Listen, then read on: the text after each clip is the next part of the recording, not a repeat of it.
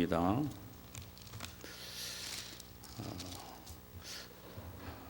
우리가 오늘 함께 나누고자 하는 말씀의 제목은 탄식하는 피조물, 그 해답은 이라는 제목입니다. 본문은 로마서 8장 18절에서 22절입니다. 날씨가 꽤 추워졌지요. 여러분 감기 안 드시길 바랍니다. 여러분 인류 역사의 미래를 어떻게 보십니까? 비관적으로 보십니까? 그렇지 않으면 낙관적으로 보십니까? 18세기 서구를 중심으로 해서 계몽주의 사상이 꽃을 피웠습니다. 계몽주의란 인간 이성의 절대성을 강조하는 사상입니다. 인간이 이성을 잘 개발하기만 하면은 교육을 통하여 자연과학이 발달이 되고 그로 인하여 의학이 발전되고 기계 문명이 발달되므로 전쟁은 점점 더 없어지게 될 것이며 지상은 유토피아로 건설될 것이다 라는 낙관이었습니다. 그러나 20세기에 들어오면서 그 낙관론이 여지없이 무너져 버리고 말았지요. 개발된 이성이 만들어낸 걸작품인 핵무기가 온 인류를 공포의 도가니로 몰아넣고 맙니다. 또 인간 이성이 만들어낸 치밀한 조직적인 범죄 집단의 행태는 인류의 평화와 안정을 파괴하는 무서운 적으로 등장하므로 한치 앞을 내다볼 수 없는 불안한 세계를 만들어버리고 말았습니다. 사회적, 심리적, 과학적으로 보면 참으로 미래가 암울하고 캄캄합니다. 그래서 인류의 미래는 비관적으로 보고 있습니다. 그럼 기독교 역사관은 무엇입니까? 비관적입니까? 낙관적입니까? 오늘 본문은 무엇을 말하고 있을까요? 본문은 염세적인 세계관으로부터 시작이 일단 됩니다. 그래서 20절 보니까 피조물이 허무한데 굴복한다. 염세적이죠. 피조물이 허무한데 굴복한다. 21절 피조물도 썩어짐의 종로로 탄다. 희망이 없는 썩어짐의 종로로 탄다. 피조물이 다 이제까지 함께 탐식하며 함께 고통하는 것을 우리가 안다. 피조물이 모두 다 탄식하며 고통한다. 희망이 없어 보이는 염세적인 그리고 비관적인 모습을 표현하고 있습니다.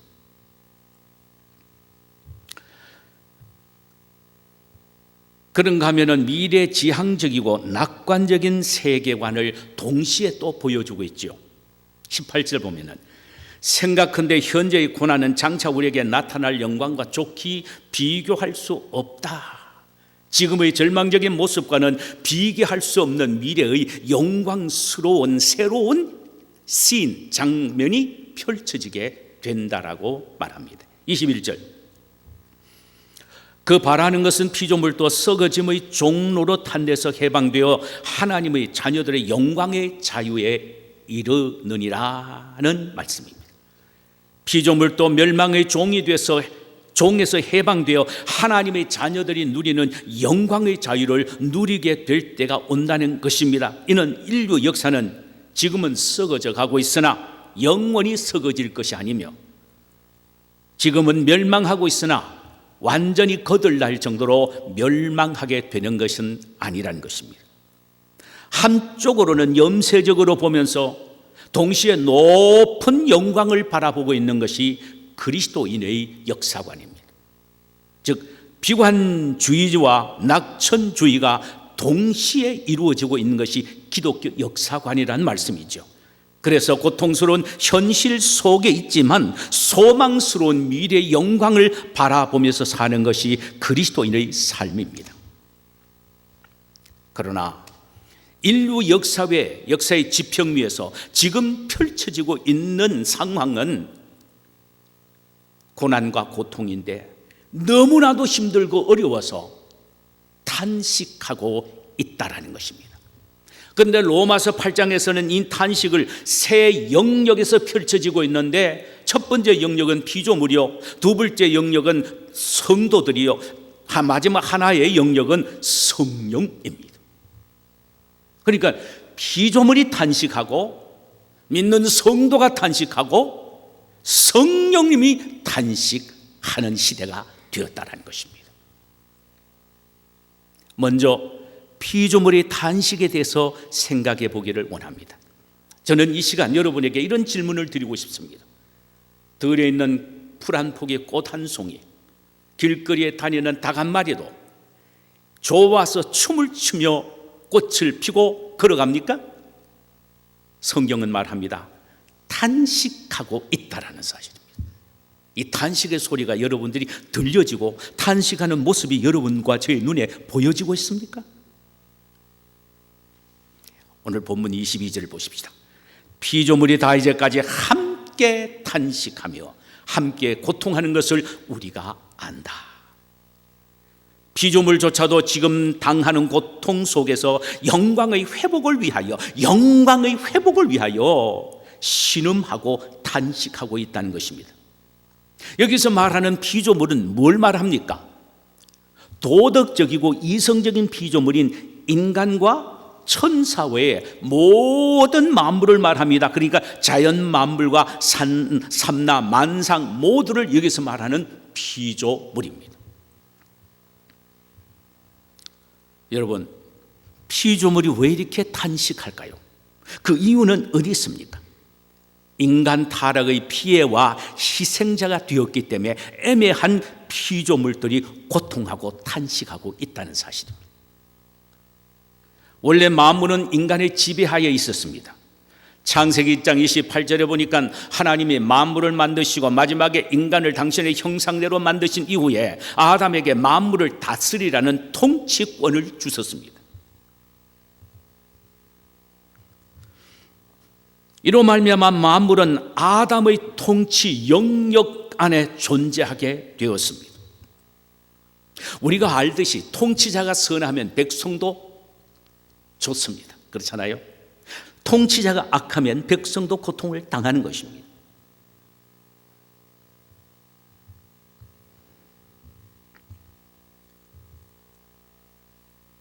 이처럼 통치자인 아담이 타락하여 악해졌으므로 피조물까지도 타락한 아담의 영향권 안에서 고통하고 괴로워하며 엄청난 피해 속에서 살아가고 있다는 것입니다. 우리는 이 사실을 타락 후 하나님이 아담에게 내리신 저주의 내용에서 발견하게 됩니다. 창세기 3장 17절에 보면 땅은 너로 인하여 저주를 받고 그랬습니다.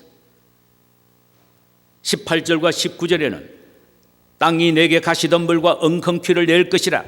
너의 먹을 것은 밭의 채소인즉 내가 얼굴에 땀이 흘러야 식물을 먹고 필격은 흙으로 돌아가리니. 이렇게 기록이 되어 있습니다. 이 두 구절을 종합해서 보면은 인간이 타락함으로 땅에 가시덤불과 엉겅퀴가 생겼고 곡식과 식물이 가시와 엉겅퀴에 의하여 제대로 자라지 못한 채 고통하고 괴로워하고 있다는 사실입니다. 여러분, 우리가 김을 매잖아요. 곡식에다 엉겅퀴가 엉켜 있습니다. 그 엉겅퀴 속에 자라는 곡식이 탄식하고 있는 모습을 여러분 보십니까? 성경은 그렇게 말합니다. 탄식의 소리를 발하고 있다라고 성경은 말합니다.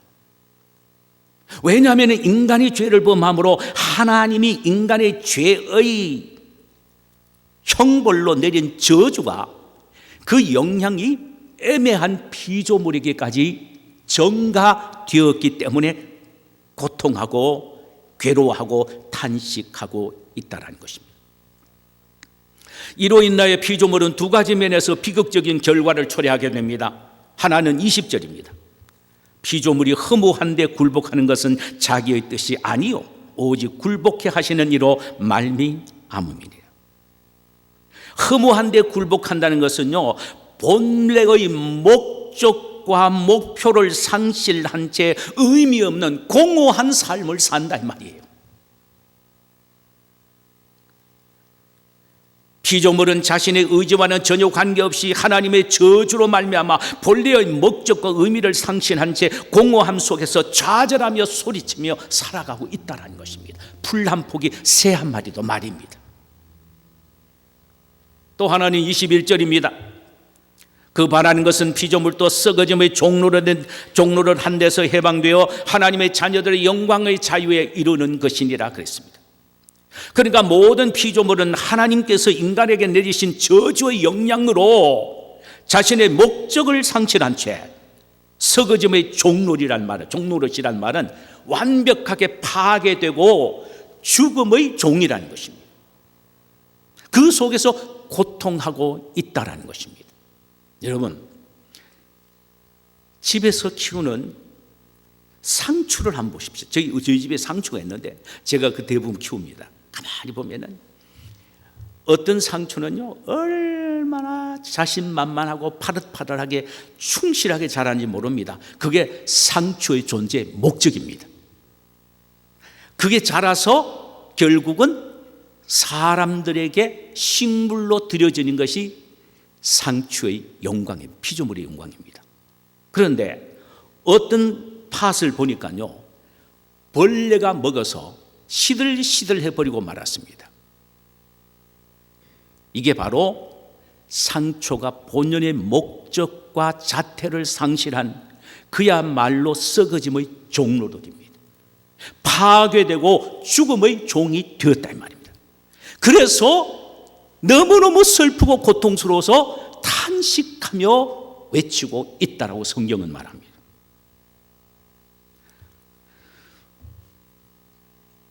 우리는 이 외에도 파괴적인 모습을 삶 속에서 많이 보게 됩니다. 타락한 인간의 지나친 욕망이 법까지 어겨가면서 엄청난 공장을 건설하고 그 결과 폐수로 물고기가 죽고 대기가 오염되고 지구온난화 현상 등이 나타나서 자연 만물이 파괴되므로 피조물들은 본연의 존재의 목적을 상실한 채 죽음의 소리를, 고통을 느끼고 소리를 발하고 있다는 것입니다. 여러 해 전 아마존 강이 범람해서 엄청나게 많은 해를 주었습니다. 학자들이 연구를 해봤습니다. 역사 이래로 아마존 강물이 범람한 적은 없었습니다. 그런데 왜 범람했을까? 추적을 했는데 원인을 발견했습니다.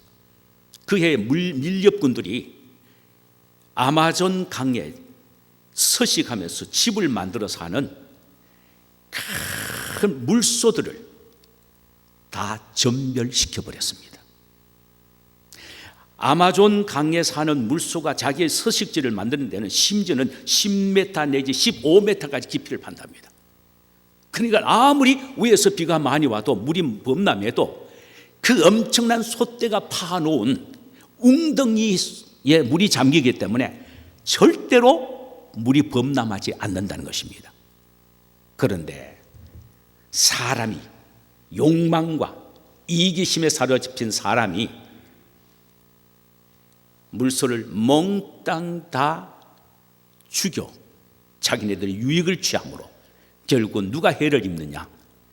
아마존 강 옆에 있는 수많은 짐승떼 그리고 풀 이런 것들이 엄청난 해를 입어서 결국은 탄식하게 되는데 그것이 바로 오늘 제가 여러분에게 말씀드린 썩어짐의 종로로입니다. 바로 이 속에서 이 수많은 피조물들이 소리치며 살아가고 있다는 것입니다. 비빈 리치라는 사람이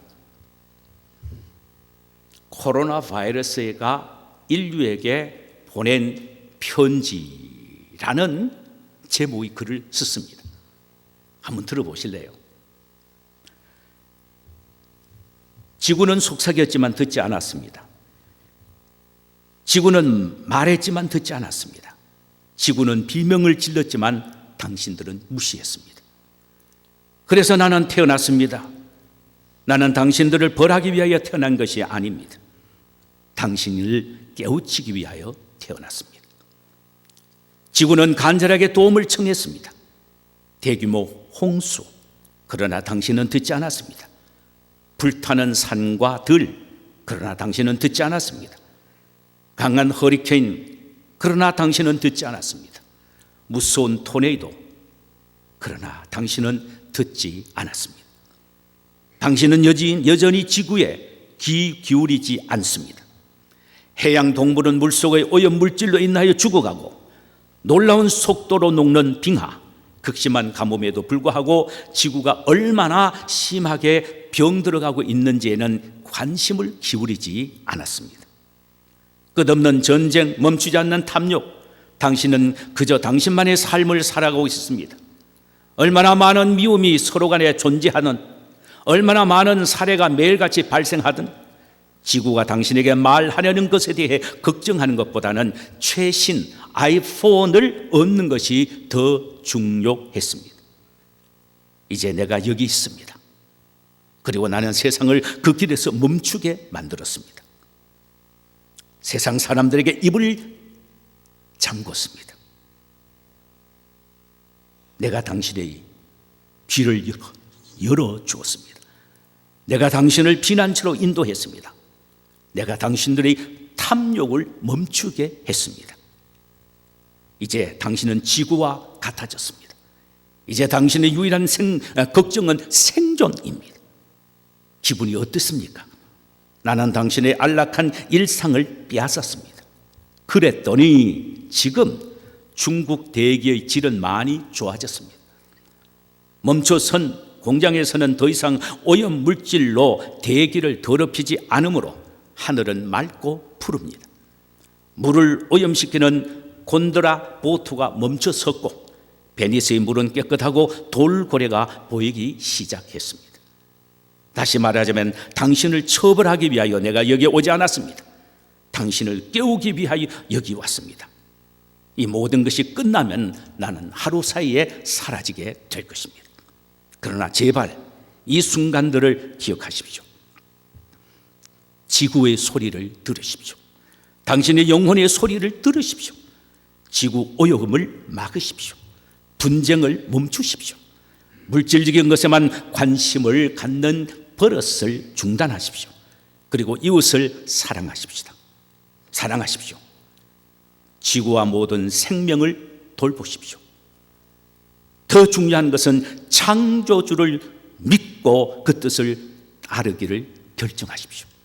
만약 나의 이 말에 귀를 기울이지 아니하면 내가 다음에 더 강하게 돌아올 수 있기 때문입니다.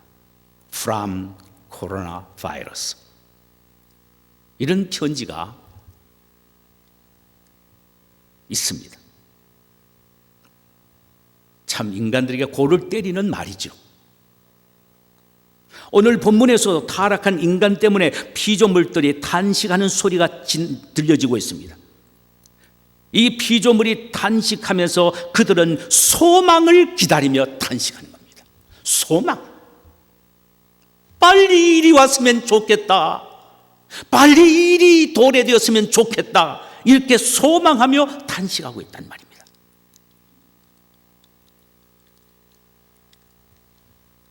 그것은 인간이 타락하기 전에 가졌던 영광을 회복하기 위한 소망입니다. 그들은 두 가지 소망을 갖고 탄식을 합니다.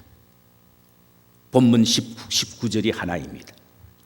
피조물이 고대한 바는 하나님의 아들이 나타나는 것이니. 자, 보세요. 피조물이 들풀과 새 한 마리, 짐승 한 마리도 끊임없이 고대하는 것은 하나님의 아들이 나타나는 이 소망을 갖고 지금의 고통스러운 이 고통에 소리치고 외치고 탄식하고 있다는 것입니다.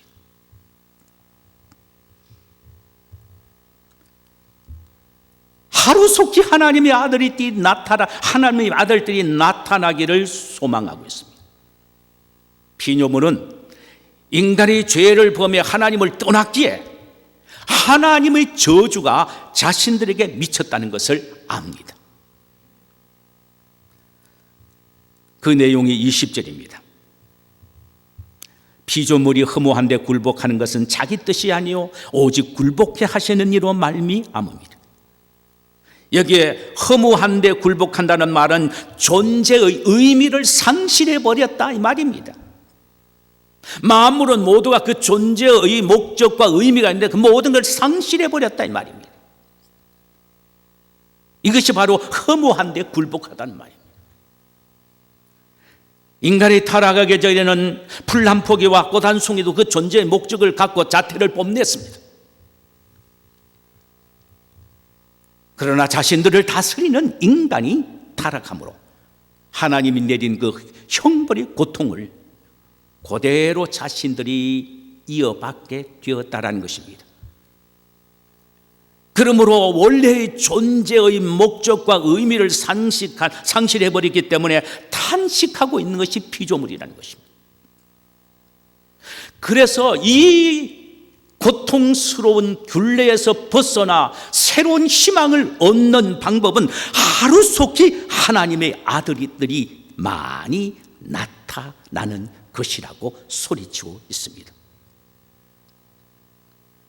인간을 향하여 하루속히 여러분들이 다 하나님의 아들들이 되십시오라고 소리치고 있다는 말입니다. 이것이 바로 그들의 소망입니다. 그렇다면 하나님과 원수된 인간이 하나님의 자녀가 될 수 있는 길이 무엇입니까? 예수 그리스도를 통했습니다. 예수님은 스스로 대제사장이 되셔서 자신의 몸을 제물로 해서 친히 십자가에서 속죄 제사를 드리심으로 우리의 모든 죄를 다 용서해 주셨습니다. 그리고는 우리를 죄인에서 의인으로 마귀의 자식에서 하나님의 자녀로 신분을 바꾸어 주신 것입니다. 오직 예수만이 죄인이 하나님께로 나갈 수 있는 길이요, 오직 예수만이 유일한 구원의 진리요, 오직 예수만이 우리를 영원한 천국으로 들어가서 생명을 얻게 하는 영생인 것입니다. 하나님의 자녀가 될 수 있는 유일한 길은 오직 예수님 뿐이라고 여러분 피조물이 소리치고 있다는 사실입니다. 보잘것없는 피조물이 이 사실을 알고 인간을 향하여 거침없이 소리칩니다. 하루속히 여러분들이 하나님의 아들들이 되십시오. 여러분 때문에 우리가 죽고 못 살겠습니다. 제발 우리를 좀 살려주시고 그러기 위해서는 여러분들이 하루속히 하나님의 아들들이 되십시오라고 소리치고 있는데, 구원받는 하나님의 자녀인 우리가 믿지 않는 자들 향하여 입을 다물고 있다면 말이 안 되는 것이죠. 우리는 끊임없이 입을 열어 외쳐야 합니다. 예수가 구원입니다. 예수가 소망입니다. 예수를 믿어 하나님의 자녀가 되십시오. 그래야 새로운 인생을 살 수 있습니다라고 힘써 외쳐야 한다는 말씀입니다. 우리 모두는 피조물들의 절규의 외침의 소리를 들을 수가 있어야 합니다. 피조물의 소망은 하루속히 모든 인간들이 예수 믿어 하나님의 자녀가 되는 것이란 말입니다. 그래야 자기네들이 살 수 있으니까. 또 피조물의 하나의 소망의 탄식은 21절입니다. 그 바란 것은 피조물도 썩어짐의 종로로 단 데서 해방되어 하나님의 자녀들의 영광의 자유에 이르는 것이니라. 피조물은 타락한 인간의 이기심과 욕심이 마구 저질러 놓은 파괴적인 행동으로 처참하게 죽음의 고통을 당하고 있으므로 이 썩어짐, 즉 파멸의 고통에서 해방될 수 있는 것은 하나님의 자녀들이 영광을 얻는 것임을 알고 그것을 소망하고 있다, 이렇게 말합니다. 그렇다면 구체적으로 하나님의 자녀들이 얻는 영광이 무엇입니까? 하나님의 자녀들이 영광을 얻기를 바라는 겁니다. 하나님의 자녀들이 얻을 영광이 무엇입니까? 하나님의 자녀들이 영광을 얻어야 피조물인 자기들도 영광을 누릴 수가 있다는 것입니다.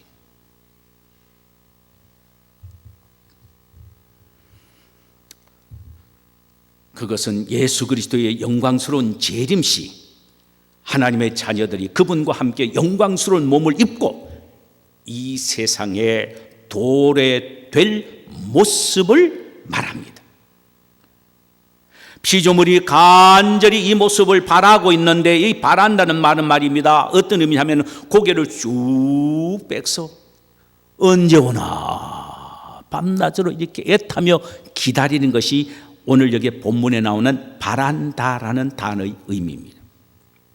삼라만상 1월 성신이 일제히 고개를 쭉 빼들고 영광스러운 주님과 함께 하나님의 자녀인 우리가 언제 오느냐고 고대하고 있으니 정말 믿기지 않는 말 같지요. 그러나 만약 우리가 풀 한 포기와 꽃 한 송이를 향하여 너도 그날이 오기를 탄식하며 소망하느냐라고 묻는다면 분명히 고개를 끄덕이는 모습을 볼 수 있을 것입니다. 왜? 하나님의 말씀이잖아요. 하나님의 말씀이 그렇게 말하기 때문입니다. 그래서 여러분, 성 프란시스는 새와 말을 하고 들의 들꽃과도 말을 한다는 기록이 있지 않습니까? 하나님의 말씀이 그렇게 말합니다.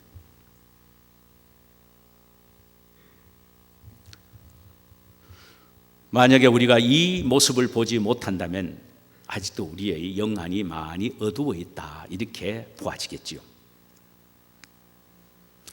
피조물들은 언제나 어제나 오늘이나 끊임없이 우리가 영광의 주님과 함께 영광스러운 모습으로 나타나기를 목이 빠져라 기다리고 있습니다. 그날이 되면 서거짐의 종로릇한 데서 해방되어 아름다운 신천 신지에서 영원토록 주님과 우리 인간과 이 피조물들이 함께 누리는 영광을 얻게 되기 때문이라는 것입니다. 이 영광의 모습을 말입니다, 이사야서 11장 6절에서 9절 사이에 이사야는 이렇게 기가 막히게 묘사를 하고 있습니다. 그때에 이리가 어린 양과 함께 살며 표범이 어린 염소와 함께 누우며 송아지와 어린 사자와 살찐 짐승이 함께해서 어린 아이에게 끌리며 암소와 곰이 함께 먹으며 그것들이 새끼가 함께 엎드리며 사자가 소처럼 풀을 먹을 것이며 젖먹는 아이가 독사의 구멍에서 장난을 치며 젖된 어린아이가 독사의 굴에 손을 넣을 것이라. 내 거룩한 산 모든 곳에서 해됨도 없고 상함도 없을 것이니 이는 물이 바다를 덮은 같이 여호와를 아는 지식이 세상에 충만할 것임이니라. 여러분, 그날에는 먹고 먹히는 서거짐의 종로릇할 일이 없습니다. 서로가 해침도 두려움도 없습니다. 그때는 어린이와 어린 양이 함께 거합니다. 그때는 이리와 어린 양이 함께 거합니다. 그때는 표범이 어린 염소와 함께 누우며 뒹굽니다. 그때는 그 무서운 사자와 송아지와 살찐 짐승이 어린 아이에게 끌려다닙니다. 그때는 암소와 함께 곰이 풀을 뜯습니다. 그때 젖먹는 아이가 독사의 구멍에 손을 넣어서 장난을 칩니다. 그때 젖된 어린아이가 독사의 굴에 손을 넣어도 해를 당하지 않습니다. 그때는 거룩한 산, 영광스러운 신천 신지에서 해하는 일도 없고 해를 받는 일도 없을 것입니다. 그곳에는 빛나는 해도 달도 별도 필요 없습니다. 우리 주님이 밝은 해가 되시기 때문입니다. 그곳에서 더 이상 눈물과 고통과 아픔과 죽음이 없으며 평화와 자유와 기쁨만 있을 뿐입니다. 이 영광이 언제 나타납니까? 이사야서 11장 10절에 보니까 이런 기록이 있습니다. 그날에 이새의 뿌리에서 한 싹이 나서 만민의 기치로 설 것이며 열방이 그에게로 돌아오리니 그가 거한 곳이 영화로우리라. 그날은 메시아인 우리 주님 예수님이 재림하시는 날입니다. 그날에 예수님은 모든 악과 사탄을 제거하시고 당신이 친히 나라의 깃들을 꼽으심으로 온 인류가 예수 그리스도 안에서 다가와서 한 거대한 민족을 이루게 되는데, 바로 그것이 하늘나라고 하늘나라 백성이란 말씀입니다. 바로 이곳의 모든 피조물도 성도와 함께 큰 영광을 누리게 될 것입니다. 지금 피조물이 바로 그 영광을 사모하고 바라면서 탄식하고 있다라는 말입니다. 이 얼마나 가슴 뛰는 감격스러운 이야기입니까? 이 영광스러운 순간을 모든 피조물들이 목이 빠지라 고대하며 기다리고 있는 것입니다. 피조물이 이 죄악된 세상에서 탄식하시면서도 주님이 오시고 도래될 새 나라를 소망한다면, 이미 하나님의 자녀된 우리는 더더욱 주님의 재림과 그 영광스러운 나라를 소망하며 기대하며 바라야 되지 않겠습니까? 사랑하는 여러분, 우리는 이 세상 일에 너무 민감하지 않습니까? 너무 하나의 사건에 일희일비하고 있습니다. 코로나 바이러스에 너무 민감하여 요동치고 있지 않습니까? 벌벌 떨고 있습니다.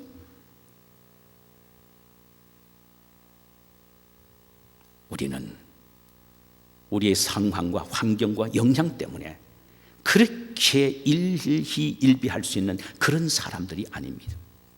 우리는 이 세상에 살고 있지만은 저 하늘나라의 영광을 바라고 소망하고 있기 때문이며, 우리 주님 예수님이 다시 오실 그 영광스러운 나라를 기다리고 있는 사람들입니다. 저 피조물이, 풀 한 포기와 꽃 한 포기, 새 한 무리 피조물이 우리 주님의 재림의 영광을 바라보면서 소망하고 탄식하고 있다면, 구원받은 하나님의 자녀인 우리는 재림 예수를 바라며 가지고 오실 영광의 나라를 사모하면서 이 세상에서 초연하는 믿음의 삶을 살아야 되지 않겠습니까? 이것이 바로 참된 그리스도인들의 역사관이고 그리스도인들의 삶의 자세입니다. 할렐루야. 우리 찬송 한 장 부르실까요?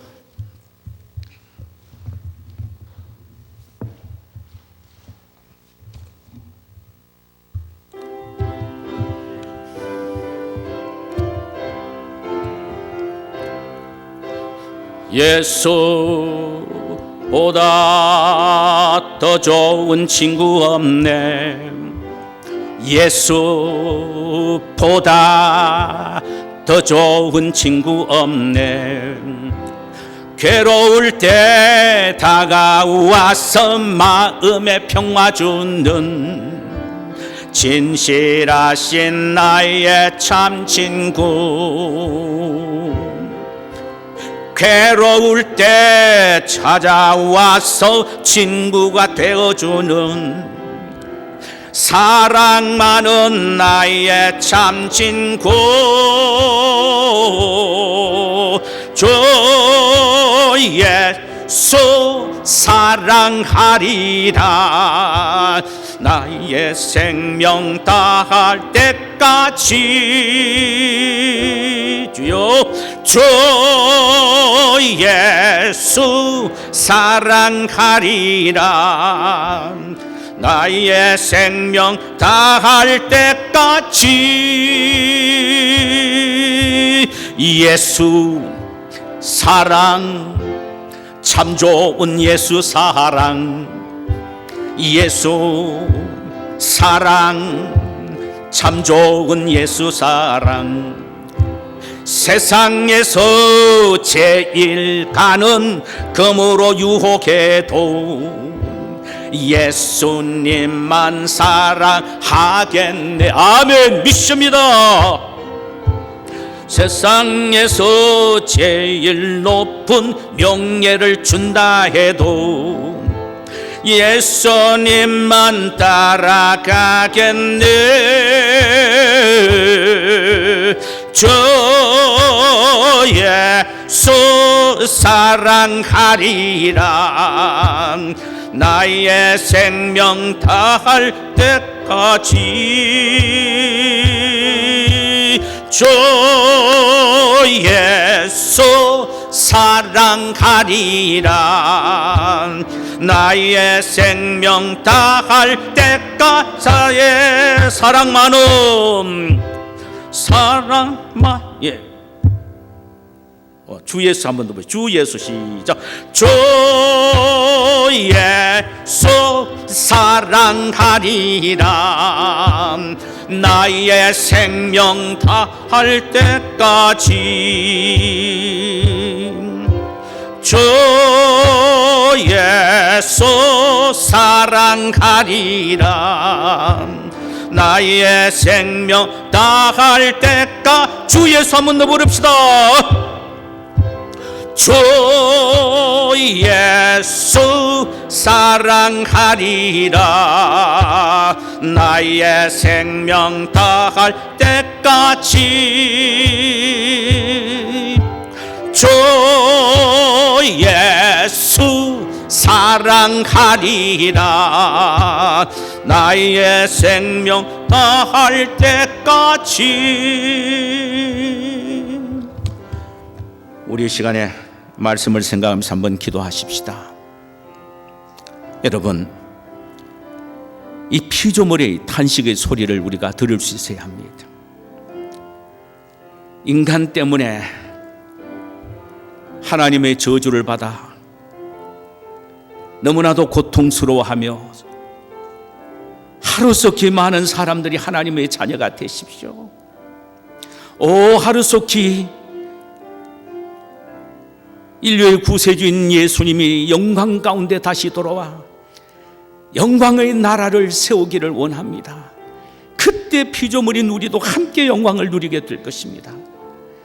이렇게 소리치고 있는 피조물의 소리를 우리가 듣고 우리가 할 일은 더 많은 사람을 하나님의